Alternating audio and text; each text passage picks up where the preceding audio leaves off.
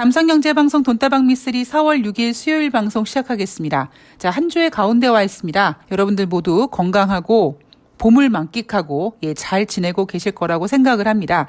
오늘 돈다방 미쓰리는요. 월요일, 화요일 뉴욕 증시 그리고 증시 이슈 우리나라 국내 시황 점검을 좀 해볼까 하는데요. 제가 일요일 방송에서 이번 주 시장에 대해서 미쓰리가 생각하고 있는 어떤 생각들 그리고 증권사에서 제시한 몇 가지 방향성들을 말씀드렸는데 우선 증권사에서는 이번 주 그러니까 4월의 첫 번째 주 증시를 좀 긍정적으로 보고 있더라. 뭐 예를 들면 주간 코스피 밴드 중에서 특히 상단을 기존의 2800에서 2820포인트로 상향 조정하면서 이번 주 주식시장 분위기를 좀 좋게 보고 있더라. 거기에 대한 근거로는 코로나19의 종식, 그러니까 사회적 거리두기가 완화됨으로써 주식시장에서는 리스타트닝의 관련주들이 부각을 받을 거고 거기에 힘입어 우리나라 주식시장이 좀 좋을 것이다. 이렇게 전망을 내놨습니다. 근데 거기에 비해서 미쓰리는 오히려 지난주보다 이번 주 주식시장을 좀 더 안 좋게 봤죠. 조금 강력하게 말씀드려서 장중에 코스피는 2700포인트를 이탈할 수 있을지도 모르겠다. 그리고 달러 같은 경우는 환율 같은 경우에는 오히려 지난주보다 훨씬 변동성이 많아질 것이다 라고 말씀을 드렸습니다. 그리고 제가 그렇게 말씀을 드릴 수 있었던 어떤 근거는요. 바로 제가 최근 들어서 돈다방 미쓰리를 방송하면서 짚어드리는 게 하나 있습니다. 그게 뭐냐면 여러분 5월달 FOMC 회의가 디데이 며칠 남았습니다. 이거였습니다. 그래서 그동안에 그러니까 예를 들면 미쓰리가 3월 말에 기관들의 매수세가 들어오는 윈도우 드레싱 효과가 나타나서 우리나라 주식시장이 괜찮을 것이다. 환율도 안정될 것이다. 이렇게 긍정적으로 말씀드릴 수 있었던 이유가 뭐냐면 뉴욕 증시에서 아무리 연준 의원들이라든가 제롬 파월 연준 의장이 50bp 금리 인상을 이야기하고 시장에서는 75bp 금리 인상을 노래하지만 뉴욕 증시는 아직까지 5월달 회의가 넉넉하게 남았다라는 그 여유감을 가지고 대응하다 보니까 증시가 계속 좋았었죠. 그런데 이번 주 들어와서 특히 4월 5일 화요일 뉴욕 증시를 보면은요, 갑자기 주식시장이 이제 5월달 FOMC 회의에 굉장히 긴장하는 모습이 나타납니다. 그 이유는 뭐냐면 바로 5월 FOMC가 디데이 27일, 즉 30일 안으로 들어왔기 때문입니다. 제가 앞에서 4월달 증시는 어쩌면 3월달보다 더 버라이어티 할 거다 이런 말씀을 드렸는데 그 이유는 뭐냐면 그동안 뉴욕 증시에서 살짝 외면했던 5월달 FOMC 금리 결정, 그것도 50bp 금리 결정의 시간이 점점점 가시화되면서 뉴욕 증시가 이제 현실에 직면하게 될 것 같기 때문이거든요. 하나씩 체크해 보도록 하겠습니다. 자, 우선 4월 4일 월요일 뉴욕 증시는 상승 마감했습니다. 월요일 날 시황 마감 그 내용을 보면은요, 이런 내용이 있어요. 경제 침체 신호가 나타났다고 해서 실제 침체까지는 상당한 기간이 걸린다라는 멘트가 나옵니다. 즉, 이 얘기는 뭐냐면 장단기 금리체가 역전되면서 그 역전의 신호는 분명히 경제 침체인데 그 경제 침체가 나타남에도 불구하고 정말 경제가 침체가 되기 위해서는 시간이 걸린다. 뭐 이런 변명이었거든요. 제가 이 시황평가를 보면서 어떤 생각을 했냐면 아니 그러면 왜 경제에서 스태그플레이션이라는 단어를 왜 만들었어요? 뭐 이런 궁금증을 한번 제시해 봤습니다. 4월 4일 월요일 뉴욕 증시를 보면서 제가 생각한 거는 증시를 크게 빠뜨리고 싶지 않은 어떤 의지가 보였습니다. 자, 그런데 4월 5일 화요일 날은요, 이제 디데이 27일, 즉 30일 안으로 들어온 5월달 FOMC가 드디어 이제 가시권에 들어오기 시작하면서 뉴욕 증시는 강력한 금리 인상을 걱정하기 시작합니다. 다우지수가 0.8%, S&P 500이 1.26%, 나스닥이 2.26% 하락합니다. 이날 화요일 날 왜 뉴욕 증시가 특히 나스닥이 왜 2% 넘게 하락했느냐? 바로 공격적인 긴축 신호에 뉴욕 증시가 하락했다라는 평가가 나옵니다. 그런데요.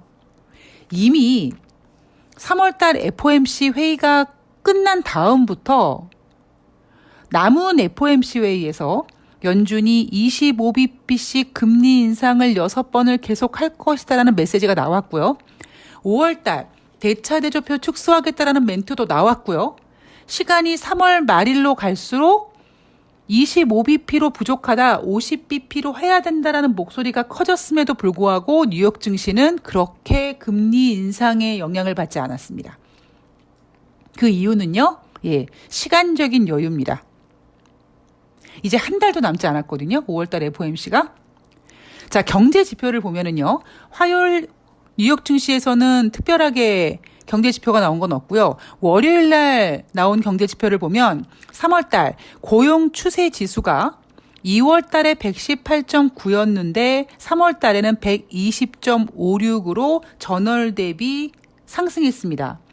이 이유는 뭡니까, 여러분? 고용 추세 지수가 올라간 이유는 미국은 이제 마스크를 벗고 경제를 재개하고 있잖아요. 많이 거의 이제 100% 재개가 돼 있는 상태에서 거의 이제 끝자락 한 90몇 프로 정도 이제 경제가 재개되고 있기 때문에 경제가 재개됨에 따른 일자리 부족이 이제 고용 추세 지수를 여전히 좋게 만들고는 있습니다. 그러나 이것도 이제 거의 끝물인 거죠. 자, 그리고 2월 달 공장제 수준은 전월 대비 0.5% 감소했습니다. 10개월 만에 처음 감소세입니다. 경제 지표에서요, 몇 개월 만에 처음 감소세, 아니면 몇 개월 만에 처음 증가세, 이런 멘트가 주는 그 신호는 일단 체크를 해놓고 이 몇 개월마다 전환된 이 모습이 연속적으로 이제 그 방향을 틀 건지 아니면 일시적인 건지 계속 체크를 해야 되거든요. 그런데 제 생각은 이 움직임, 이 방향성은 이제 좀 아래로 꺾이게 되지 않을까 싶습니다. 왜냐하면 PMI 지표라든가, 그러니까 PMI 제조업 지표 같은 경우도 전월 대비 부족했지만 시장에서 어떻게 평가했냐면 50 이상 나왔기 때문에 전월 대비 부진했지만 여전히 경제 확장이다. 뭐 이렇게 해석을 했습니다. 그런데 냉정하게 봤을 때 전월 대비 부진한 건 팩트죠. 그래서 시장에서는 지금 확실히 경제 지표가 예전보다는 부진하고 그리고 부진할 수밖에 없는 이유는 이제 미국은 경제가 재개되고 그 모든 상황은 증시에 이미 반영이 됐기 때문에 앞으로 경제 지표는 꺾일 거라는 것을 알고 있습니다. 여기에 3월달 FOMC가 기준금리를 인상했고 앞으로 계속 기준금리를 인상할 거라는 신호가 있기 때문에 점점 미국 경제지표는 정점을 찍고 꺾일 거라는 거를 알고 있지만 그 누구도 시장에서 언급하는 걸 꺼려합니다. 그런데 그들이 시장에서 언급하기를 꺼려해서 그래서 뉴욕 증시가 계속 좋을 것 같고 금리 인상이 증시에 전혀 악재가 될 것 같지 않고 그런 어떠한 그 금리 인상의 어떤 그 모습에 우리가 외면하고 배제하고 있으면 결국 고스란히 피해보는 건 누구냐면 우리 개인 투자자들이죠. 그들이 뭐라고 얘기하던 우리는 니네는 그렇게 얘기할지 모르겠으나 증시는 냉정하게 볼 거야. 지금 시장은 경제 지표가 꺾이고 있고 금리 인상이 강력해지면 증시에 안 좋을 거고 이런 팩트를 우리는 이제 받아들여야 된다는 거죠. 자, 금리 결정에 대한 이야기를 해보면은요. 화요일 날 브레이너드 이사가 이르면 5월 달에 대차대조표를 축소하는 양적 기축을 할 수도 있다. 2017년부터 2년간 진행된 대차대조표 축소 때와 비교해 연준의 포트폴리오를 훨씬 더 빠르게 줄여갈 것이다라고 얘기했습니다. 이게 여러분 뭐 굉장히 강력한 신호인가요? 아니면 굉장히 강력한 신호였는데 이날 처음 나왔나요? 아니에요.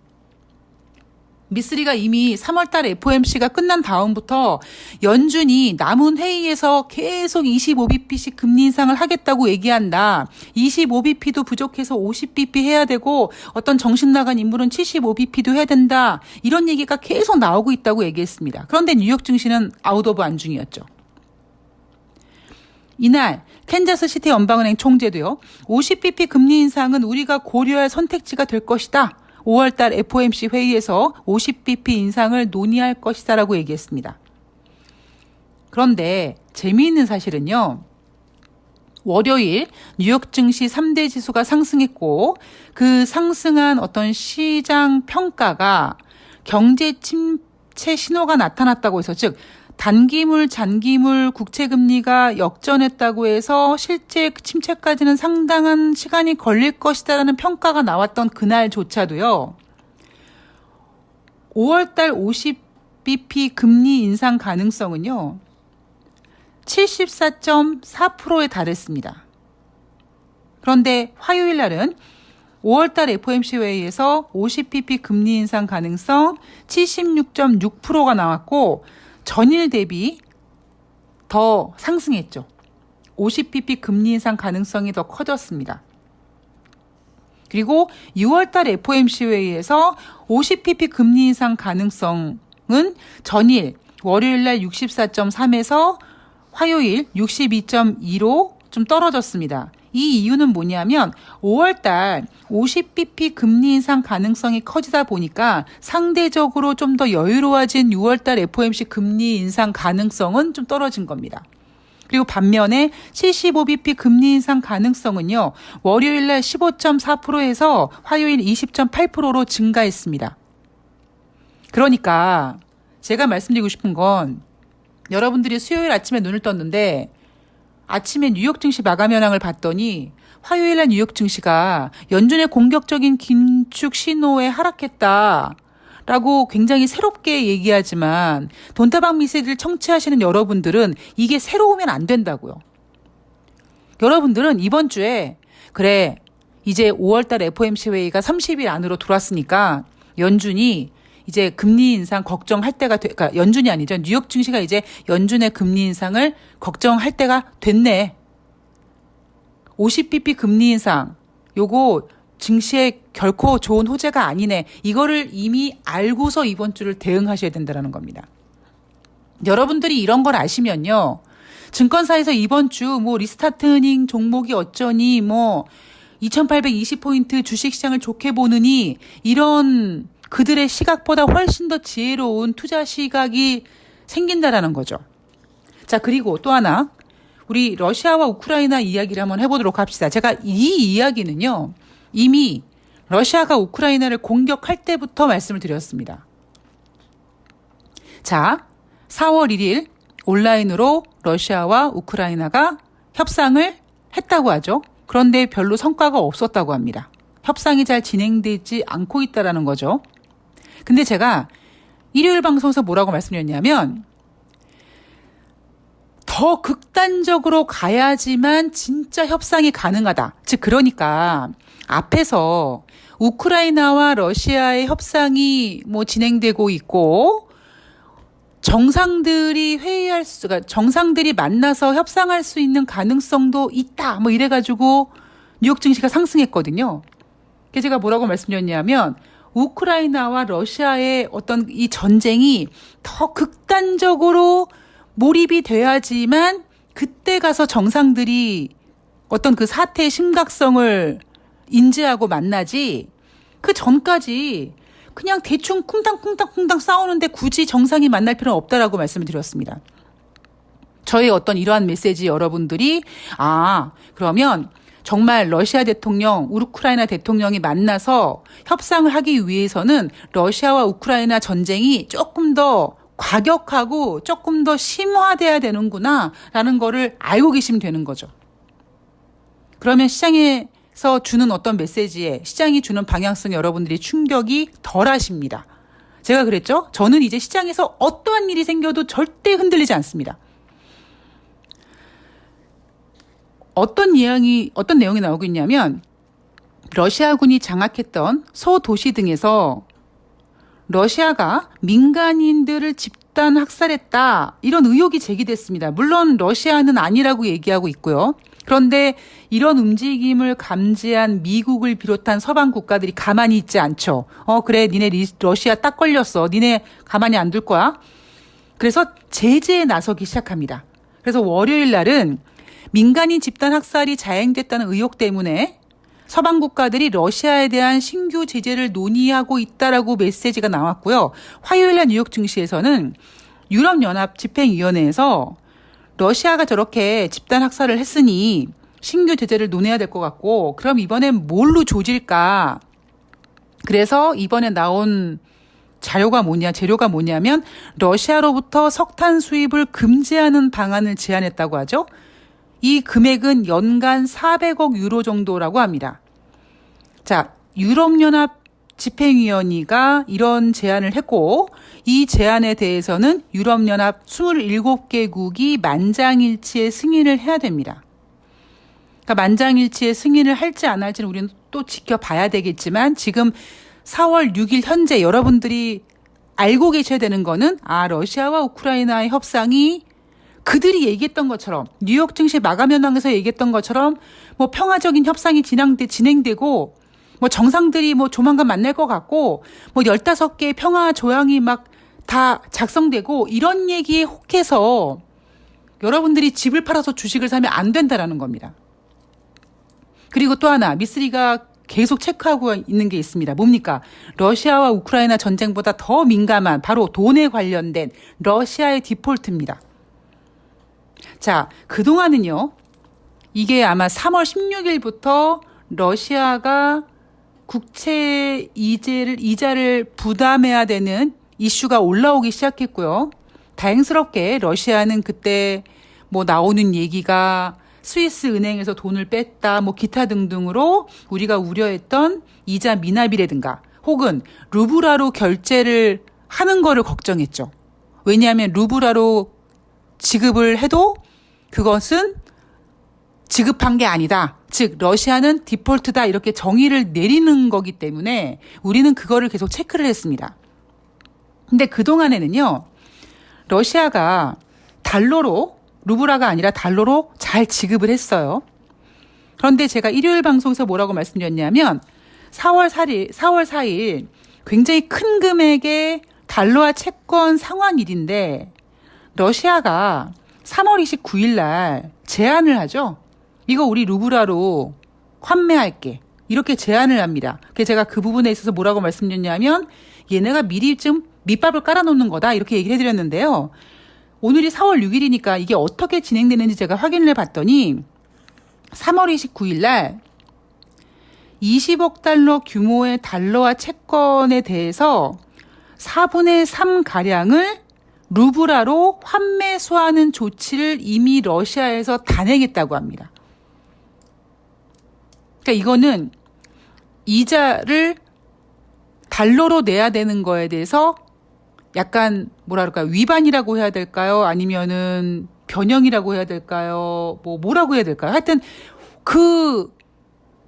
해야 되는 만큼으로 딱 집행을 하지 못했습니다. 자, 그렇다면 어쨌든 러시아가 루블화로 채권을 다시 환매했으니까 그래, 좋아. 뭐 상황이 그렇다 치고, 그러면 남은 5억 5,200만 달러 금액은 어떻게 했을까요? 상환했을까요? 안 했을까요? 여기에 대한 보도가 아직까지 나오지 않고 있습니다. 제가 좀 추가적인 내용을 하나 말씀드리면, 저도 궁금했거든요. 시장에서 계속 달러로 이자 지급을 하지 않으면, 즉 루블화로 이자 지급을 하면 그거는 디폴트로 간주한다라는 얘기가 있는데 계속 러시아가 이자 지급을 했다고 얘기하고 이 부분에 있어서 그렇게 다른 얘기가 나오지 않고 있기 때문에 이게 무슨 상황인가라고 봤더니, 지금 미국과 서방 국가들이 러시아에 금융 제재를 가하고 있잖아요. 그런데 러시아 채권을 가지고 있는 이 채권자들을 생각해서 5월 25일까지 러시아 중앙은행과 재무부가 자국의 금융기관과 거래할 수 있도록 미국이 허용을 했다고 합니다.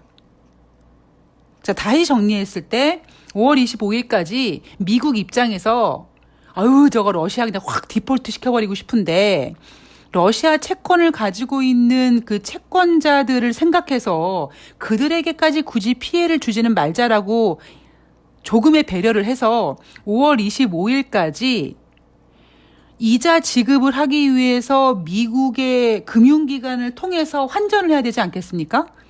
그랬을 때 러시아 중앙은행과 재무부가 미국의 금융기관이랑 거래해서 달러로 환전해서 이자를 지급할 수 있도록 일시적으로 허용을 해줬다라는 겁니다. 그래서 러시아가 이자를 지급할 수 있었다라는 거죠.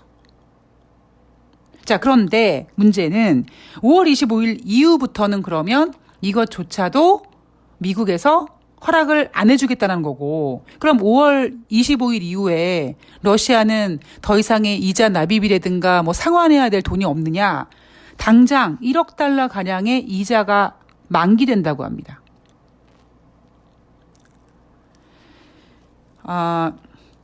지금 러시아가 우크라이나를 공격하고 서방 국가들이, 미국을 비롯한 서방 국가들이 러시아를 제재함으로써 지금 러시아 경제가 엄청나게 안 좋죠.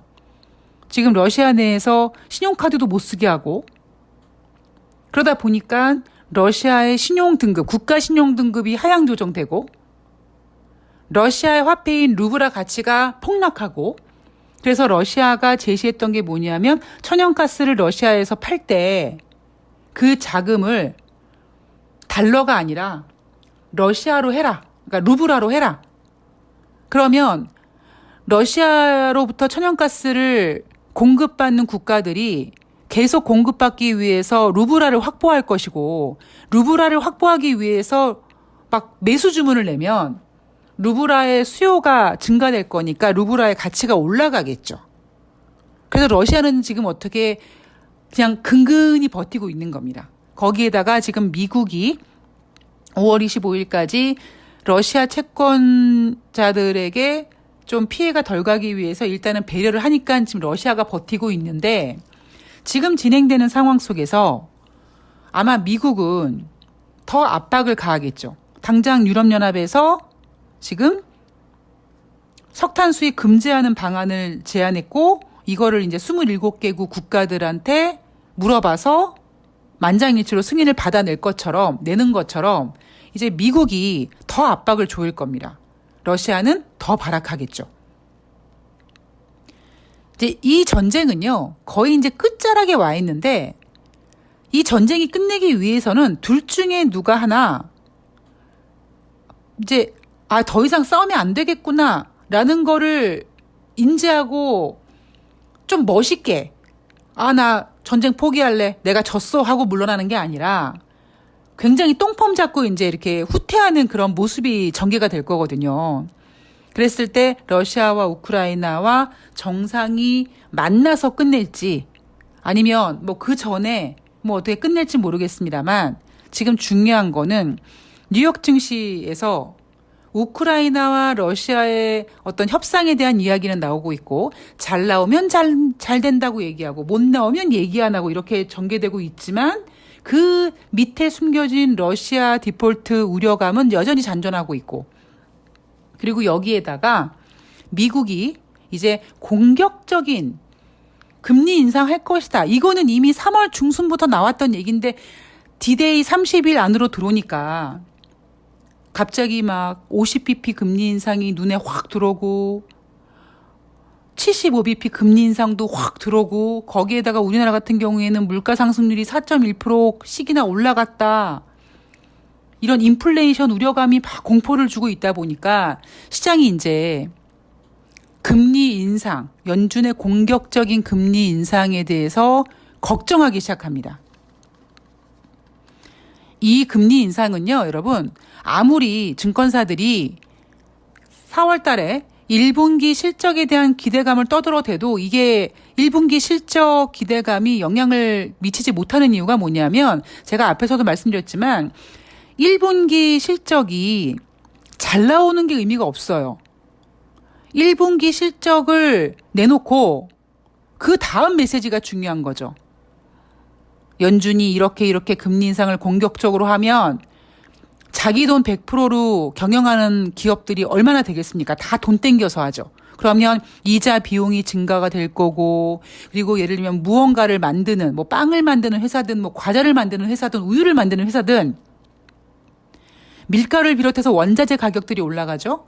그리고 운송비도 올라가죠. 결국 기업들의 실적이 둔화될 수밖에 없는 그런 전망치가 나올 거기 때문에 2022년도 1분기 기업 실적이 주식시장을 끌어올리는 그런 재료가 되기는 어려울 거라는 것이 바로 저의 생각입니다. 자, 미쓰리가 분명히 4월달 증시는 더 버라이어티 할 거라고 얘기했잖아요. 아마 뉴욕 증시는요, 어떻게든지 길을 쓰고 뭐 저가 매수세가 들어왔다, 뭐 또 매일 올라가던 국채금리가 매일 올라가겠습니까? 어느 날 또 떨어지겠죠? 그러니까 그런 날은 또 국채금리가 또 고점을 찍고 안정을 취했다. 또 어떤 날은 뭐 국채 유가가 또 좀 안정을 취했다. 이런 재료를 가지고 어느 정도는 버틸 겁니다. 버틸 거예요. 그러나 뉴욕 증시도 결코 공격적인 금리 인상에서는 버틸 수가 없습니다. 그리고 중요한 거, 여러분, 월요일날 화요일날 쉬었던 중국 증시가 열립니다. 중국은 이미 지금 상하이가 봉쇄된 상태에서 경제 성장률이 2%대가 나올 수 있을 거라는 충격적인 자료들도 있어요. 미국의 공격적인 금리 인상, 50bp 금리 인상, 한 번이 아니라 두 번, 뭐 75bp 이런 얘기가 나오면 신흥국인 중국의 경제 성장률이 흔들릴 수밖에 없고요. 이 진행 상황이 결코 주식시장에 우호적일 수가 없습니다.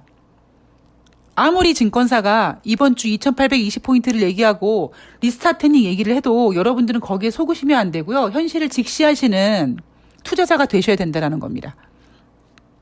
자, 제가 지금 이 방송을 녹음하는 시간까지 일단은 2740포인트까지는 잘 버티고 있습니다. 예, 원달러 환율은 지금 7원 정도 상승하고 있고요. 앞으로 이런 변동성의 모습들, 녹록치 않은 주식시장이 계속 전개될 겁니다. 여러분들 돈다방 미쓰리 청취하시면서 이 어려운 증시 상황 잘 이겨내시길 바랍니다. 오늘부터 계속 빠지는 건 아니에요. 근데 오히려 여러분 이렇게 빠졌다가 또 올라갔다 빠졌다가 올라갔다 막 이러잖아요. 개인들이 정신을 못 차립니다. 그렇게 몇 번 왔다 갔다 매매하고 막 정신 팔리고 그러면은요 완전 넉다운 됩니다. 번아웃이 됩니다. 그러니까 여러분들께서 이런 모습들을 잘 움직이시고, 그리고 지금은요 정말 그 어느 때보다 돈다방 미쓰리가 굉장히 필요한 때입니다. 예, 여러분들께서 뭐 하셔야 돼요? 예, 좋아요 눌러주시고요, 홍보해 주시고요. 제가 그랬죠? 예, 1000명 되면 제가 시황을 라이브로 하겠다고. 예. 자, 여러분들 오늘 활기찬 수요일 되시고요. 저는 다음 방송에서 뵙도록 하겠습니다. 고맙습니다.